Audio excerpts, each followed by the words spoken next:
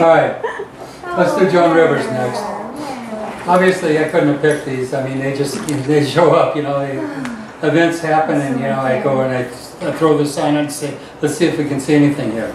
Okay, so Joan Rivers, you all know, died malpractice from surgery, anesthesiologist, and poor surgery prep, whatever they did with her.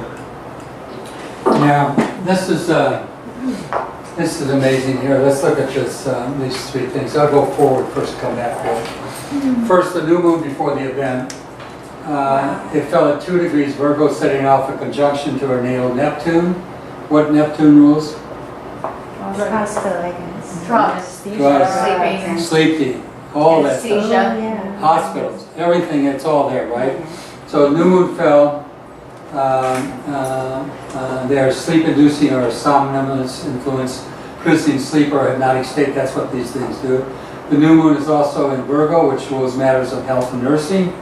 Neptune rules hospitals. Here we have a case where anesthesia, Neptune was administered, putting her into cardiac arrest, and then they put her into a medically induced coma from which she never recovered. So it fell at 2 degrees Virgo. Let's look at it now in the chart. The new moon outside the chart is right here. And remember what I told you about lights. Is it conjunct to light or not? Conjunct to sun. Okay? Okay. All right, so it's right there. And she's born with sun conjunct Neptune. I mean, it's, excuse me, I'm wrong. Yeah, sun conjunct Neptune. Well, that's the progressed. And what? That's her progressed sun. The one in the middle is her birth. Wait, what am I doing here? Am I Well, wrong? it is conjunct her sun, but that's her progressed sun. It's conjunct. Yeah, that wouldn't be. Then I'm wrong.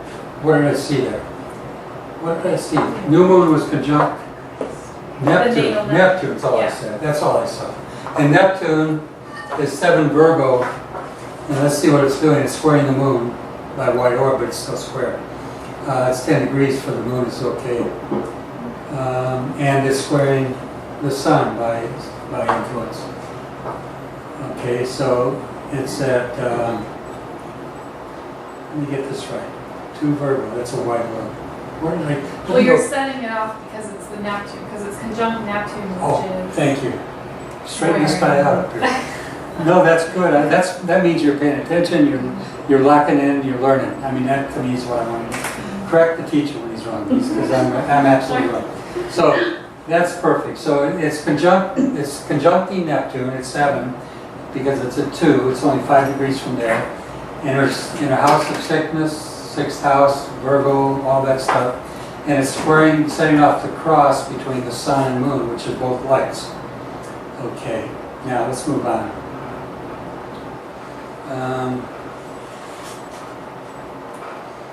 The first rule, finding the moon, okay, triggered the influence of Neptune, also sets off the planets nearest it in conjunction, which are Jupiter and Mars.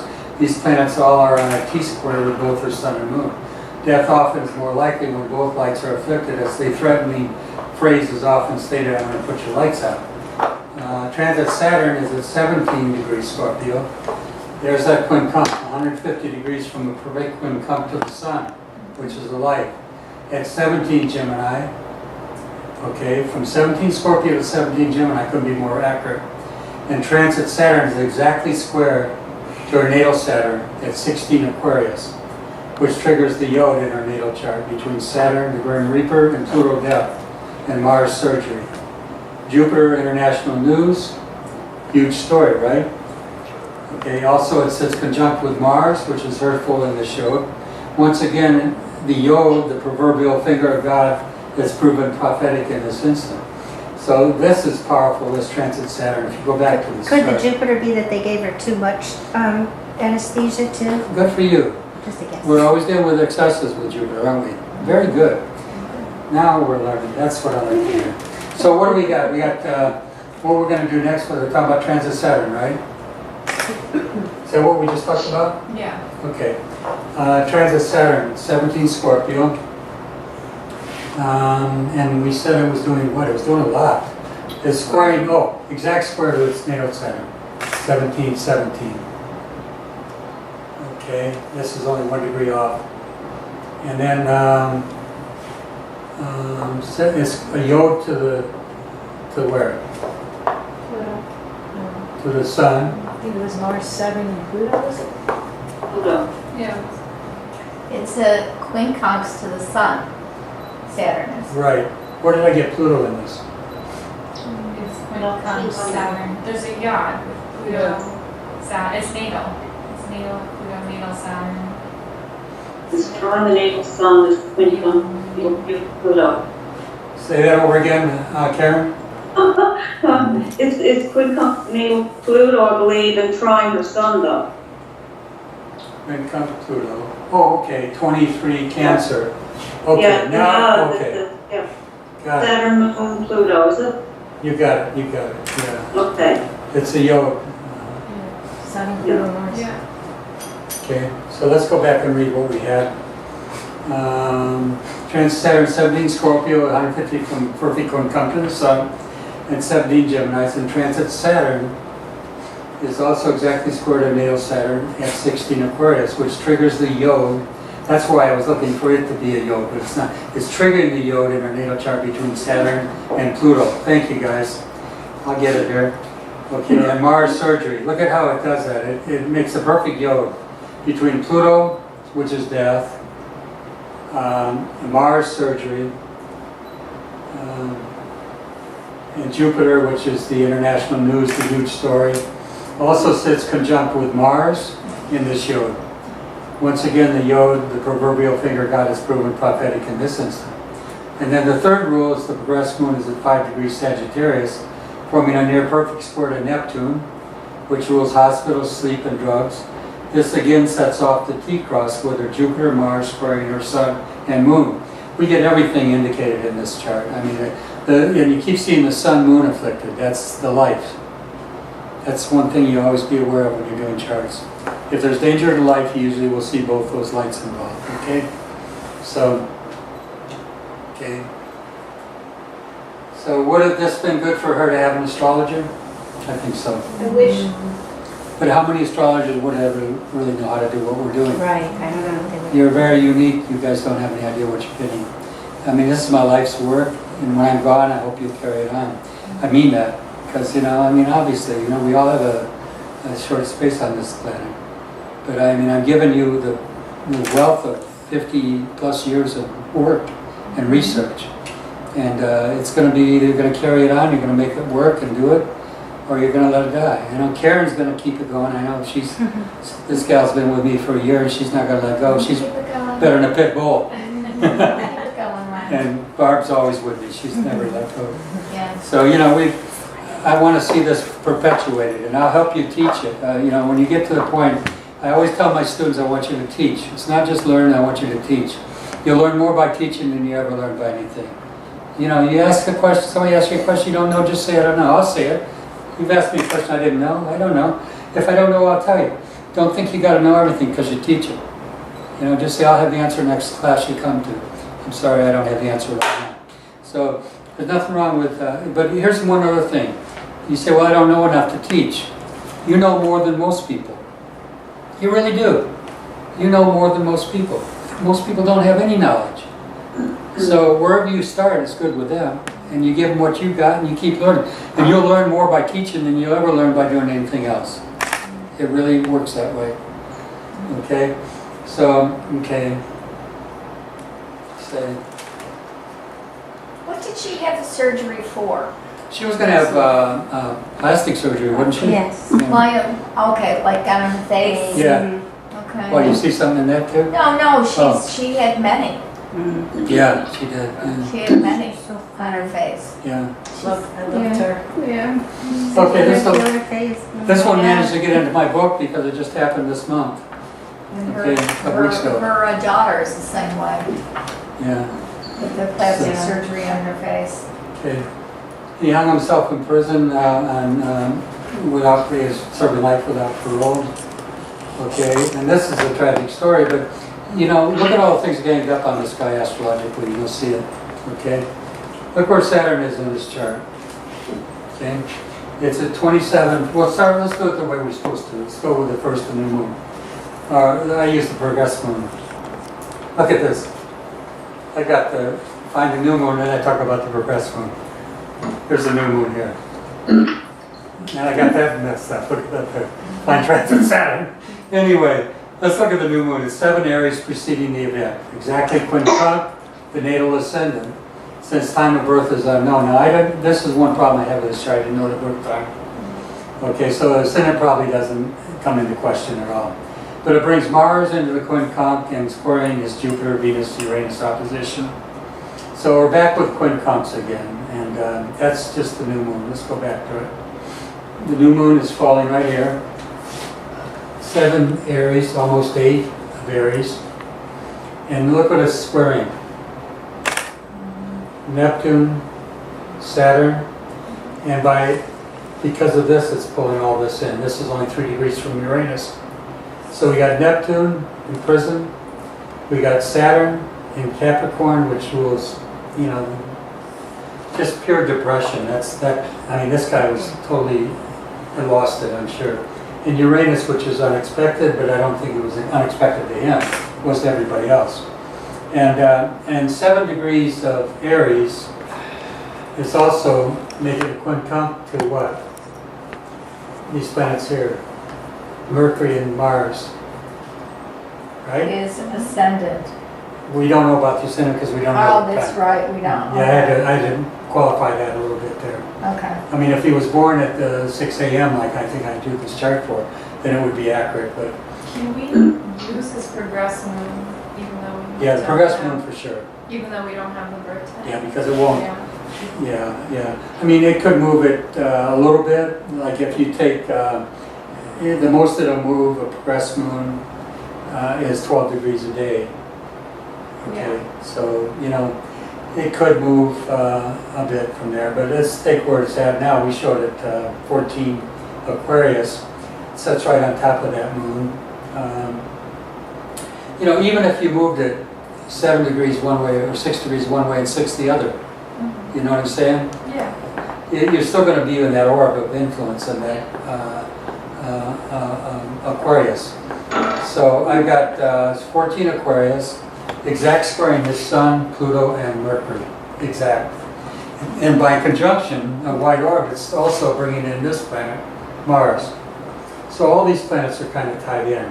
Because one of them pulls in the other, they all tend to pull in together. Gets back to your question of orbs. When I see a constellium of planets like this, 3 of them, and then one of them sitting off 10 degrees above, the orb's only supposed to be between Mercury and Mars 8 degrees. But I don't see that. I always see it as a constellium, a joint. That energy is so strong there. So that all is being afflicted by that new moon and by progressed moon rather. You get it from here, quincunx. You get it from here, square. Okay, and you got the lights involved here. The moon here, the light here. This affliction over here. From there, you got it from here to here, exact square. I'm probably missing something else. The progressed moon is also making a quincunx to Jupiter up there. Do you see that? At 10 degrees Cancer to here is another quincunx. Okay, so let's look at this. Progressed moon sitting on natal moon, squaring his Sun, Pluto. Our Sun is life, is Pluto death, and Mercury thoughts. T-H-O-T-H, remember? Okay, and it's a powerful indicator of the threat to his life, going to put your lights out. Additionally, progressed moon is semi-square to natal Venus and Uranus. Now we missed that. Progressed moon is semi-square to natal Venus and Uranus in Capricorn. And normally I'll see the moon and sun afflictions in situations like this. Now the second witness is the new moon at 7 Aries preceding the event, exactly quincunx natal ascendant. We can't say that because we don't know the time of birth. Bringing Mars into the quincunx and squaring his Jupiter, Venus, and Uranus. All afflictions can happen in a chart right there. And by the way, Barbara picked, see how quick she is. She picked up the square to the ascendant. The ascendant is the IM. It's one of the 1 points. Thank you. Zeus, lay down. Plots, come on, lay down. Over here. Over here. Can you lay down? Oh, You want to get in the show? Down wherever you want. Sit down. It is. Stop scratching. Get out. Zeus. Zeus. Down. Adam? Who's that? Okay, ready? All right. So I think we've covered all this. Okay. He doesn't seem to have a This very was, by the way, this chart here strong was a student, the only first class I ever taught this system to was a student in my class that her uncle Billy was shot down in an aircraft during World War II, and they knew all about it. They knew the time, and it was kind of part of the, and his wife, her aunt, never married. She loved him so much, and she never married again. Okay, I'll finish off with this one and we'll be done. And to quote her, Uncle Billy was shot down in his fighter jet during World War II. He had a love for aviation, and his fiancée, she's still alive and never married because of her devotion, her devoted love to him. The chart gives every indication of danger or potential death, as the psalmist says. It's written in the stars so that them that run may read. And by them is thy servant warned, and in keeping them is the planetary positions is their great reward. Okay, so here's this chart. And oh, there's so much here. He's got Mars in the first house, Saturn right on the ascendant. He's got, my gosh. Well, let me just go through. He's got Jupiter with the Sun. By the way, usually aviation things, I find Jupiter very strong in the chart. He has Pluto in the 8th house too, so he would. Pluto's in the 8th, Yeah. its own, yeah. So, and we're going to go through this real quick. I'll do it real quick. New moon is exactly conjunct Billy's Neptune, making a quincunx to Uranus and his Sun both, a yoke. It's also an exact square of a square to Saturn in his 12th house, and an opposition to Venus, forming a perfect T-square. Neptune's at 24 degrees Leo, Saturn's at 24 degrees Scorpio, and Venus at 25 Aquarius. Talk about lined up, okay? So let's look at those. Sun, wait, we're 29, wait, we weren't talking about that. Talking about Saturn at 24 Scorpio, Neptune at 24 Leo, exact square. And 25 Aquarius, which is Venus. So here's the T-cross right here. So something should be lining up on that T-cross, right? Okay, let's look and see what it is. Where's the new moon falling? it's on it. Where's the new moon fall? Conjunct Exact conjunct the T-cross. 25, 24, 25, 24. Set the whole thing off, It yeah. set off, the new moon set it off exactly. Okay? It was the cat. I don't think she can see. You're getting entertained by the animals there, huh? Okay, the next thing is Saturn.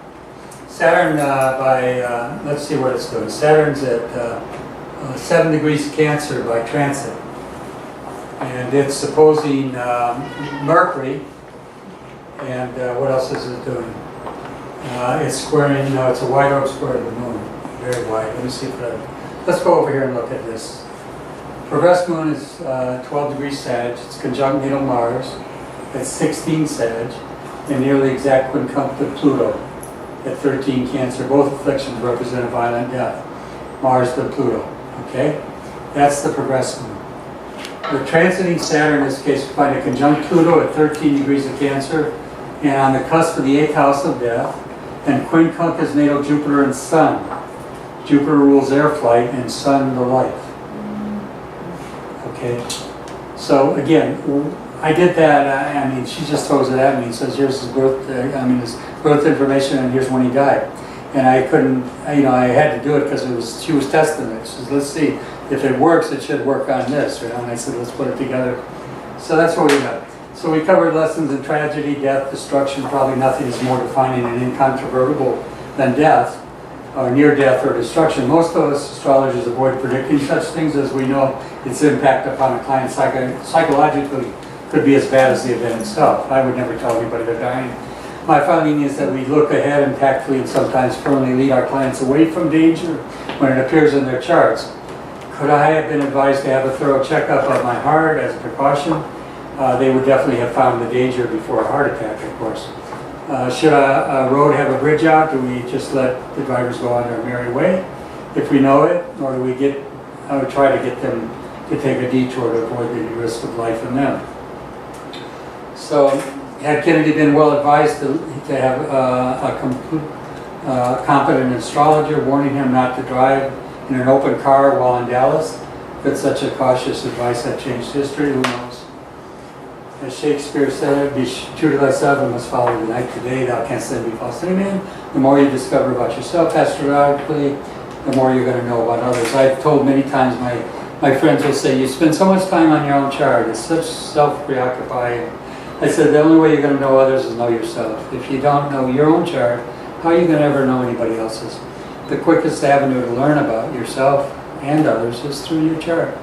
So this has been a little tedious to take you through this, I know, but I can't dance and sing all the time. I got to focus down on this work and what you got to do. So you're going to have a job this week, and don't worry about it. I'll help you. I'll get on the phone with me if you don't know how to do it, and I'll help you. I'll guide you through it.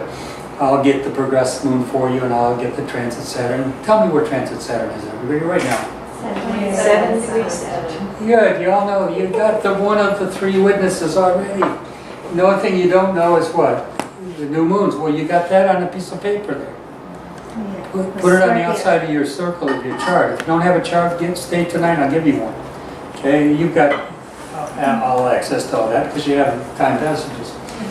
You can do a triple chart on time passages. You know that, don't you? Yeah. I didn't know it for a long time.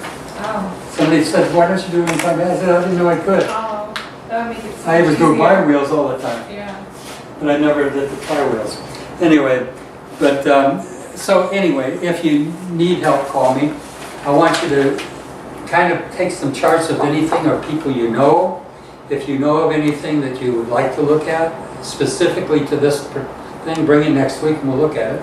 And we'll apply these rules and see how it falls in there.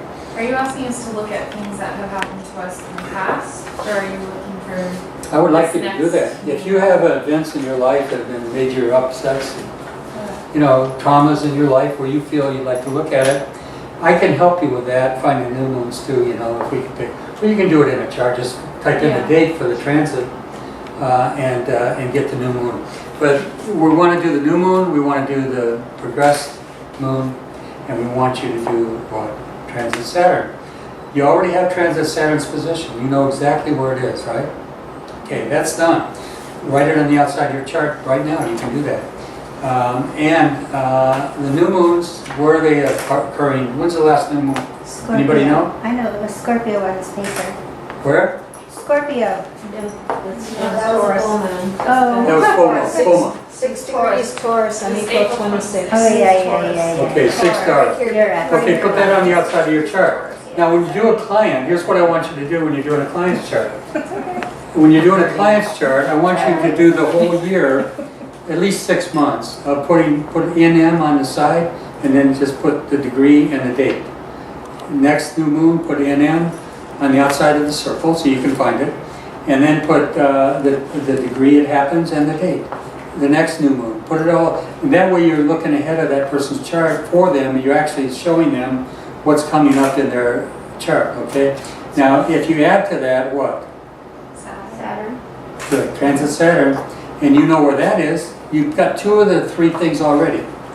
So what's missing? Progressed moon. How many don't have tools to find progressed moon? Anybody? You don't. We've got to get you up to speed, okay?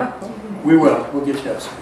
And you've been a champion to stay with this because I know a lot of it's over your head. And you sat there very patiently, watched it.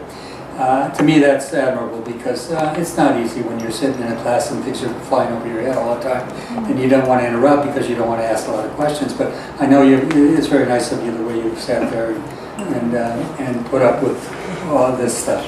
So anyway, and the rest of you are, I think, up to speed with me all the way. I don't think there's any question about that.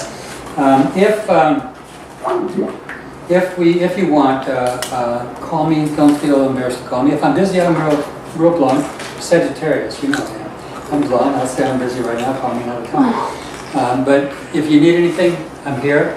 You have a wonderful week, and let's get the final class next week. Now, next week, we're going to spend some time on your particular charts. So if you have questions about them, or you're doing this and applying it to your chart, bring it with you and let's discuss it. We'll look at it. We put them up here if you don't mind. If you're adverse to having your life exposed, don't give it to me, because we might say things about you that you won't want to hear. Yeah, I get in trouble really quick that way. So I'm not really that bad. But if I can see things sometimes in charts, and